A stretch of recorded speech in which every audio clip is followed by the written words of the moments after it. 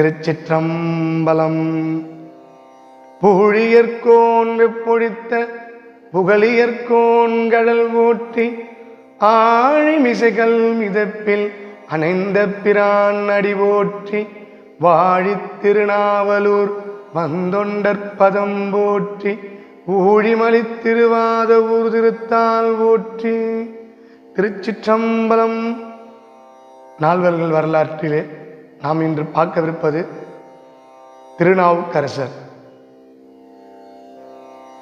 அவர் சமண சமயத்திலிருந்து சைவ சமயத்திற்கு 76 வயதில் வந்தவர். 4 வருடம் செய்த தொண்டிலே 81 வயதில் முக்தி அடைந்தவர். மிகப்பெரிய வரலாறு நாவுக்கரசர். அப்பர் என்பது அவருடைய பெயர் உண்டு.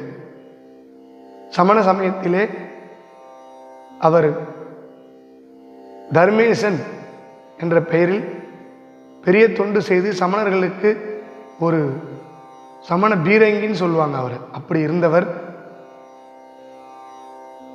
புகழனார் அவருடைய தந்தையார், தமக்கை திலகவதி அம்மையார். தாய் தந்தை இறந்த பிறகு சகோதரியால் வளர்க்கப்பட்டவர். சகோதரி சைவத்திலே மிக பற்றுடையவர், சிவபக்தி, மிகப்பெரிய சிவபக்தி திலகவதி. ஆனால் தம்பி இப்படி இருப்பது கண்டு அவர்கள் மனம் மிக வேதனை அடைந்து சிவபெருமானிடம் பல முறை முறையிட்டு தம்பியை சைவத்திற்கு வரவழைக்க முயற்சி செய்தார்கள். ஆனால் தோல்வியை கண்டார்கள் பலமுறை. மிக மிக வேதனையில் தம்பியை சைவத்திற்கு அழைப்பதற்காக அவர் செய்த பல தொண்டுகள். ஆனால் அவர் புரிந்து கொள்ளவில்லை. ஆண்டவனே அவருக்கு சூளை நோய் கொடுத்து ஆட்கொண்ட வரலாறு. 76 வயதிலே சூளை நோய் கொண்டு தமக்கே கண்டு அந்த சூளை நோய் தீர்த்த வரலாறு. மிகப்பெரிய வரலாறை நான் சுருக்கமாக சொல்கிறேன். மருள் நீக்கியார் என்ற பெயர் திருநாவுக்கரசுக்கு இயற்பெயர் மருள் நீக்கியார். தாய் தந்தையார் இறந்தவுடன் தமக்கை தற்கொலைக்கு முயன்றார். தனது தம்பியை கண்டவுடன் வேண்டாம், தம்பியை வளர்க்கலாம் என்ற ஒரு முடிவிலே தற்கொலை எண்ணத்தை கைவிட்டு பிறகு சிவத்தொண்டிலே வாழ்ந்து வந்தவர் திலகவதியார். திருநாவுக்கரசர் சைவ சமயத்தில் வந்த பிறகு உழவார தொண்டு புரிந்தவர். உழவாரம் கையில் ஒரு தோசை கரண்டி மாதிரி வச்சிருப்பாருங்க. நிறைய பேருக்கு தெரியாது அது என்னன்னு. அது உழவாரம் செய்ய ஒரு ஆயுதம். சின்ன ஆலயத்திலிருந்து மிகப்பெரிய ஆலயம் வரைக்கும் உழவார தொண்டு புரிகிறது ரொம்ப ரொம்ப முக்கியமான ஒரு தொண்டு. அந்த உழவார தொண்டிலே மிகப்பெரிய தொண்டு புரிந்து மிகப்பெரிய பேற்றினை கொண்டவர் நமது திருநாவுக்கரசர். அவருடைய வரலாறு என்று நம்ம பார்க்கிறோம். அவர் சைவ சமயத்துக்கு வந்த சமயம் சமணர்கள் மிக கொடுமை செய்தார்கள். அவரை வரக்கூடாது சைவத்திற்கு என்று அவரை சுண்ணாம்பு கால்வாயில் போட்டார்கள். கொதிக்கிற சுண்ணாம்பு கால்வாயில் போட்டார்கள். அதன் பிறகு அவரை கல்லில், பெரிய கல்லில் உட்கார வச்சு கடல்ல தூக்கி போட்டாங்க. அப்போதான் ஒரு பாட்டு பாடியிருப்பார்.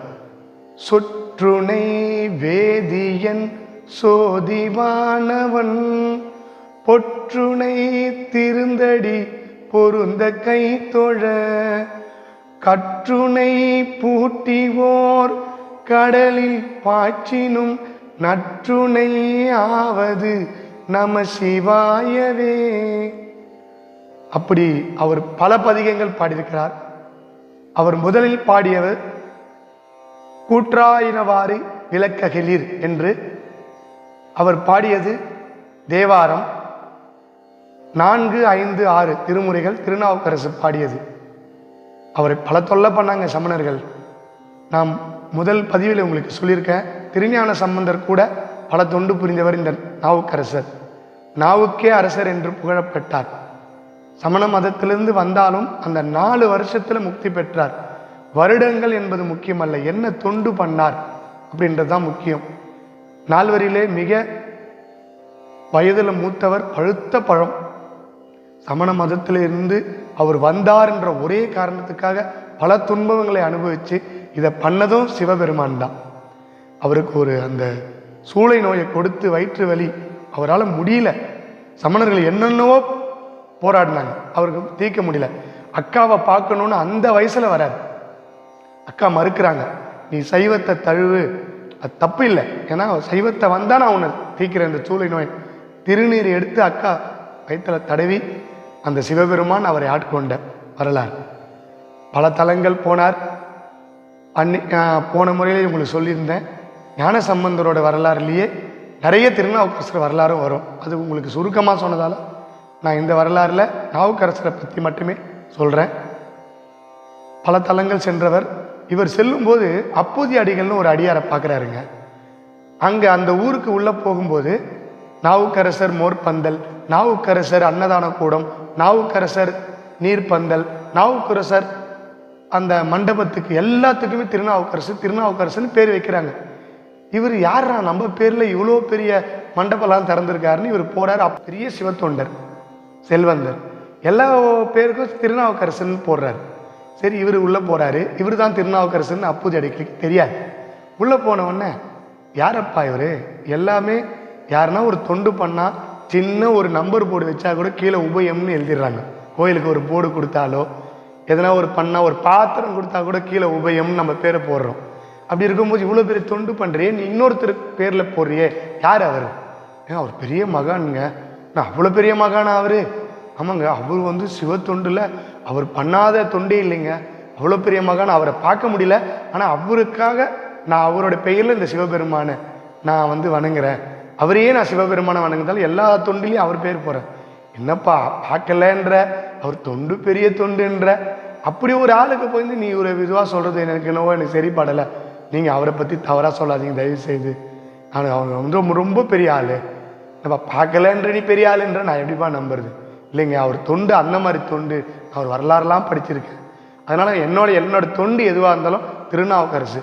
சரி, உங்களுக்கு மனம் ஆயிடுச்சாப்பா? மனம் ஆயிடுச்சு. 2 பையங்க இருக்காங்க, கூப்பிடுப்பா. பையன் பேர் என்னப்பா? மூத்த திருநாவுக்கரசு, இளைய திருநாவுக்கரசு. பையனுக்கு இதே பேராப்பா? நான் எதை பண்ணாலும் என் உயிர் உள்ளவரை திருநாவுக்கரசை நான் மறக்க மாட்டேன். சரியா, நான் அந்த திருநாவுக்கரசை நீங்கள் பார்த்ததில்லை இல்லையா? அந்த சிறிய தொண்டு பண்ணுறான் இல்லையா, அவன் இந்த கிழவன் தான். ஐயா, என்னையா சொல்கிறீங்க? ஆமாம், நானே தான். இந்த பேருக்கு உரியவன் நான் தான். அதுக்குரிய பேர் எனக்கு கிடையாது, எதுவும் நீ சொல்கிற, நான் தான். சரி, நான் வந்திருக்கேன், உங்கள் வீட்டுக்கு நான் வரேன். ஐயா, நான் பெரிய இப்போதான் என் பாக்கியம், நான் பிறந்த பாக்கியம் அடைஞ்சேன். நீங்கள் எங்கள் வீட்டுக்கு ஒரு நாள் ஒரு வேளை உங்கள் கூடயே நான் இருக்கேன், தங்குறேன்னு சொல்லிட்டு வீட்டுக்கு போகிறாரு. தங்குறாரு. அவருக்கு எல்லா பணிவடையும், பிள்ளைகளும் மனைவியும், ஒரு அடியார்கள் வந்தால் வீட்டில் உபசரிப்பாங்க, வீட்டில் உள்ளவங்களும் உபசரிப்பாங்க. அது மனைவியும் சேர்ந்து உபசரித்து ஒரு அடியார்களுக்கு அன்னம் இடுறது, உணவடிக்கிறது ரொம்ப பெரிய பாக்கியம். அப்படி அவங்க மனைவி அவருக்கு பாத பூஜை பண்ணி கூப்பிட்டு உள்ளே போய் அவங்க பிள்ளைகள்லாம் ரொம்ப சந்தோஷப்படுறாங்க. அப்பாவோட அவர் எவ்வளோ எதிர்பார்த்தாரோ அவரே வந்திருக்காரு இன்னைக்கு சொல்லி. சரி, போயிட்டு அவருக்கு தேவையான ஒரு பையன் போய் எல்லா வேலையும் பண்ணுறாரு, ஒரு பையன் போய் இலையை எடுக்க போகிறாரு. போகும்போது நாகம் தீண்டி இறந்துடுறாரு பையன். ஆனால் அந்த இறந்த செய்தி சொல்லலை. சொல்லாமல் அப்படியே கூப்பிட்டு இவரை உட்கார வச்சு பரிமாறுறாங்க. ரொம்ப ஒரு சின்ன சலனம் முகத்தில் தெரியுது. நாவுக்கரசர் கண்டுபிடிச்சிடாரு. என்னையா ஒரு முகத்தில் ஒரு சலனம் தெரியுது, எல்லோரும் உட்காருங்க, எல்லாம் ஒன்றா சாப்பிட்லான்னு. இல்லைங்க, நீங்கள் முதல்ல சாப்பிடுங்க, நாங்கள் அப்புறம் சாப்பிட்றோன்னு. இல்லை, நீங்கள் ஏதோ ஒன்று மறைக்கிற மாதிரி எனக்கு வரும்போது இருந்த அந்த புன்னகை ஏதோ ஒரு சின்ன எனக்கு முகத்தில் தெரியுதுங்கன்னு. இல்லையா, அது வேணாம், நான் சாப்பிடுங்க, நான் சொல்கிறேன். இல்லை, நீ சொன்னாதான் எல்லாரையும் கூப்பிடு, பெரியவரையும் கூப்பிடு, சின்னவரையும் கூப்பிடு. திருநாவுக்கரசர், இல்லையா, அவர் இப்போ நமக்கு உதவ மாட்டார்னு. என்ன சொல்கிறீங்க?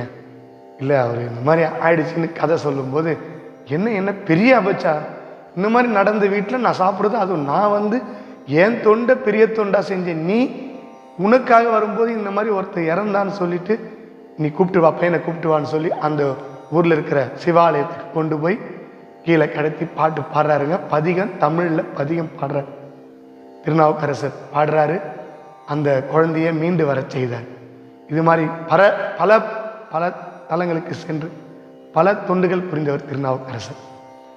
அவருடைய தொண்டு சொல்லி மாளாது.